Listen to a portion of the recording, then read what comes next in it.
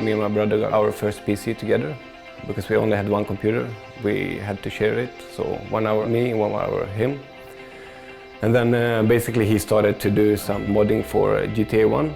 You just build the city, you drive around in it, and it's all fine. And then when I figured out that you could make missions via something called scripting and this and that, then it took over. And because I had to wait for my turn, I always sat beside him and looked on the screen of what he was doing. So he scripted, and my thing was to fix it so it looked good, so to speak. In Raid, that's still how we work. So I do the logical and thinking stuff, and he does the expression and art stuff.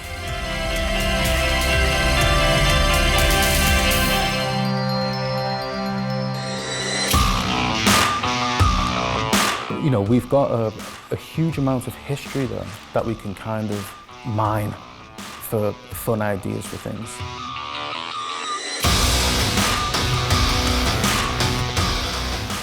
In real history, in World War II, in the Nazi hierarchy, you have got an absolutely stellar cast of villains, you know, and I think anyone would love to take any of them down.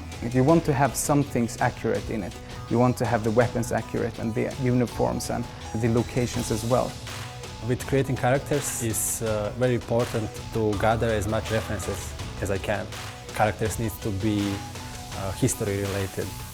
I will not just look for their uniforms or facial expressions. I will also look up for the vehicles from that time, because something on their armor can be taken from the vehicle. Design elements from that period of time, it's very important, so I will take that also and make a character that is believable and good for telling a story. So you want to emphasize the gameplay and you want to make it, you know, action and over-the-top cool stuff, but you also want to make it accurate for the time and what actually happened.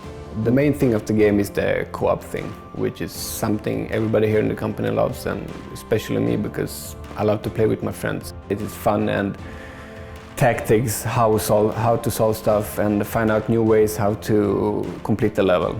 Oh, let's do it this way this time, and then the randomness on the level, it's like, okay, now the setup of the god is completely different, or the entrance is smooth, how do we get in now? It's the randomness, the gameplay, the teamwork, that's the main thing.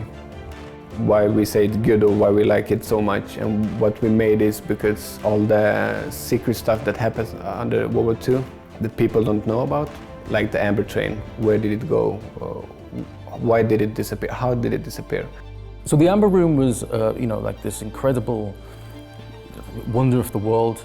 It's like panels of amber, right? It's a priceless thing. And then when the Nazis invaded, they stripped it all off the walls, put it on a train, and no one knows today what happened to it. We can tell a story about it, how somebody found it and who took it and why and what was it used for. It was these 4 guys. And in the end, the Amber Room is on a train and goes chuff, chuff, chuff off into history. But it's our history, and it's the history where the Raid Gang got very rich, stealing this priceless artifact. Now, having read your files, I don't expect fellows like you to do this purely out of sense of duty. So if a little Nazi gold happens to go missing, no questions will be asked. When you play it single player, it's fun, it's cool, but when you play it co-op, it gives you so much more. The special thing about Raid World War II is that it's not only a 4-player co-op game where you and 3 of your friends can run around World Tour in Europe and blow stuff up. You also have these amazing characters with their special quirks.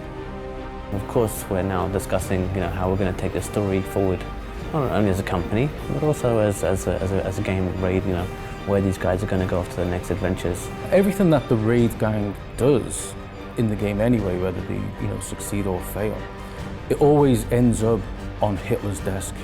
Right? Hitler's very aware of what you're doing.